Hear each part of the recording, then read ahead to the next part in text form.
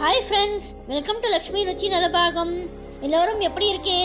Stay home, stay safe. இன்னைக்கு நம்ம பார்க்க போகிற ரெசிபி ரொம்பவே டேஸ்டியான ஹெல்த்தியான ஸ்பெஷல் இட்லி தோசை மிலாப்படி ரெசிபி தான் பார்க்க போகிறோம்.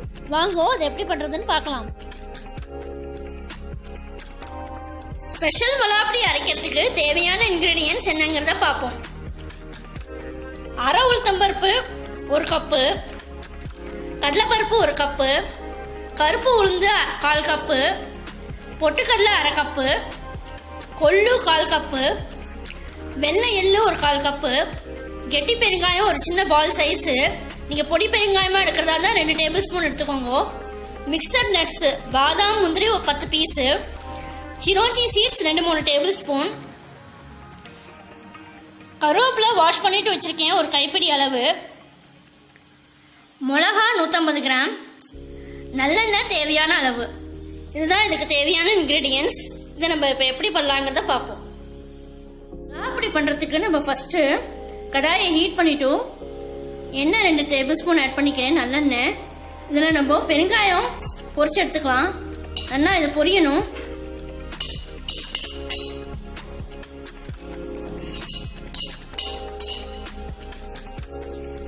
இப்போ பாருங்க, பெருங்காயம் நல்லா பொரிஞ்செடுத்தோ, கிறிஸ்பியாக பொரிச்சாச்சு. இதை நான் ட்ரான்ஸ்ஃபர் பண்ணிக்கிறேன். இன்னும் 1 டேபிள் ஸ்பூன் எண்ணெய் ஆட் பண்ணிக்கிறேன். நம்ம மிளகாய் இதில் ஃபஸ்ட்டு வறுத்துடலாம். இந்த எண்ணெயில்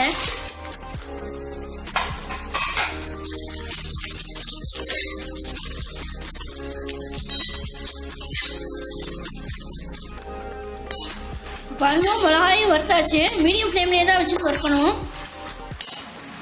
மிளகாயை நல்லா வறுத்தாச்சு. இப்போ நான் ஒரு பிளேட்டுக்கு ட்ரான்ஸ்ஃபர் பண்ணிக்கிறேன் மிளகாயை.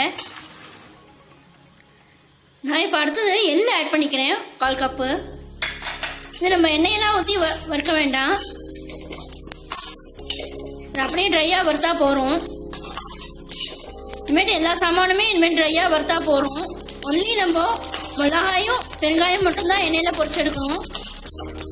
இது நல்லா படப்படன்னு பொரியணும் எல்லா சைடும்.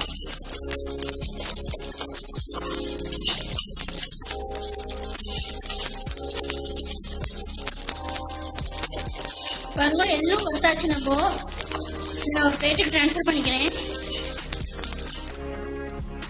அடுத்தது நம்ம பொட்டுக்கடலை ஒரு 1/2 கப் ஆட் பண்ணிக்கிறோம். பொட்டுக்கடலையை வறுத்துக்கலாம்.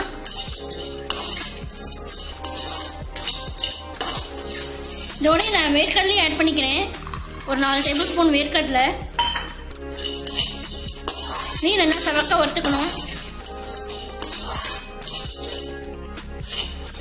பாருங்க, பொட்டுக்கல்லையும் வேர்க்கடலையும் வறுத்தாச்சு. நான் இதை ஒரு பிளேட்டுக்கு ட்ரான்ஸ்ஃபர் பண்ணிக்கிறேன். அடுத்தது ஒரு 1/4 கப்பு கொள்ளு நான் ஆட் பண்ணிக்கிறேன். கொள்ளையும் வறுத்துக்கலாம் இதே மாதிரியே சவக்க.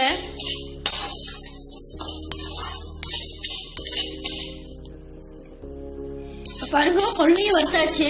நான் இதை ஒரு பிளேட்டுக்கு ட்ரான்ஸ்ஃபர் பண்ணிக்கிறேன்.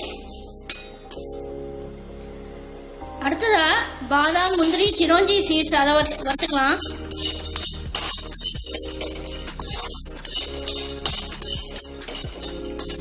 இது ரொம்பவே டேஸ்டியாக இருக்கும். இந்த மிலாப்படி நம்ம நிறையா சாமான் போட்டு அரைக்கிறதுனால நீங்களும் இதை உங்கள் அதில் ட்ரை பண்ணி பாருங்க. ரொம்ப சத்தானதும் கூட.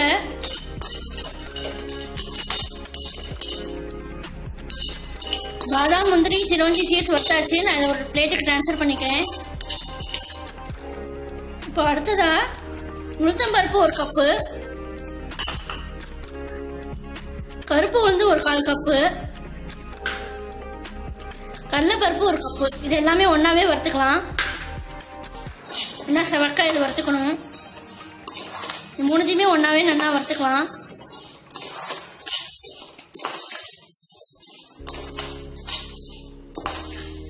மீடியம் ஃப்ளேம்லேயே வச்சுன்னு பண்ணுங்க, இல்லைன்னா கருகிடும்.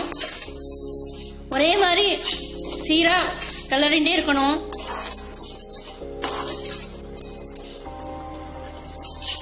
இப்போ பாருங்க, உளுத்தம்பருப்பு கடலைப்பருப்பு நம்ம செவக்க வறுத்தாச்சு. இதை நான் ஒரு பிளேட்டுக்கு ட்ரான்ஸ்ஃபர் பண்ணிக்கிறேன்.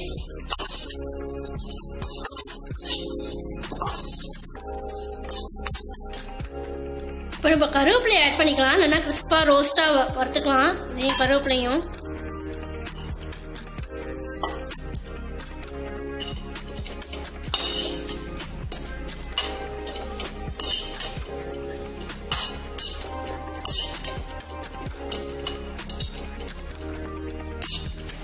பாருங்க கருவேப்பிலையும் நம்ம நல்லா ரோஸ்ட் பண்ணியாச்சு. இதை ஒரு பிளேட்டுக்கு ட்ரான்ஸ்ஃபர் பண்ணிக்கிறேன். இப்போ பாருங்க நம்ம சாமான்லாம் நல்லா செவக்கா வறுத்தாச்சு.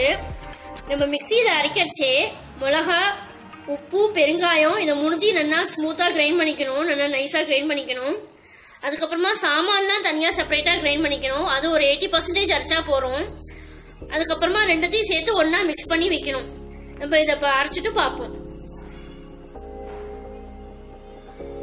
மிக்சி ஜாரில் மிளகா, உப்பு, பெருங்காயம், கருவேப்பிலை ஆட் பண்ணியிருக்கேன். இதை நம்ம அரைச்சிட்டு பார்ப்போம். நம்ம மிளகாயை அரைச்சாச்சு நல்லா நைஸாக.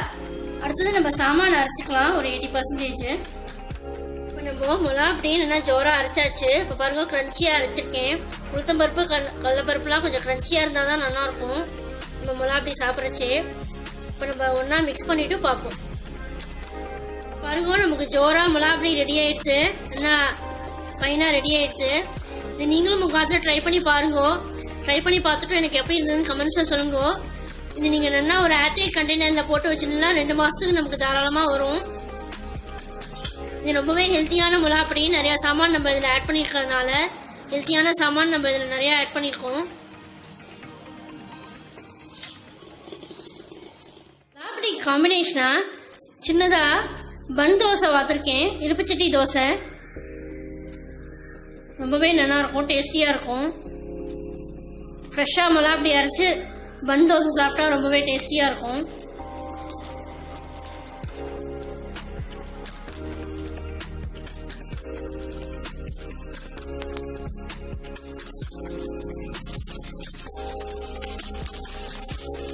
நமக்கு ஜோரா பன் தோசை ரெடி ஆயிடுது வித் ஃப்ரெஷ் மிளகா பொடியோட.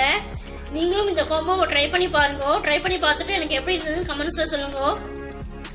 இந்த ஹெல்தியான டேஸ்டியான ஸ்பெஷல் மிளகாப்பொடி ரெசிபி பிடிச்சிருந்தா ஃப்ரெண்ட்ஸ் அண்ட் ரிலேட்டிவ்ஸ்க்கு ஷேர் பண்ணுங்க.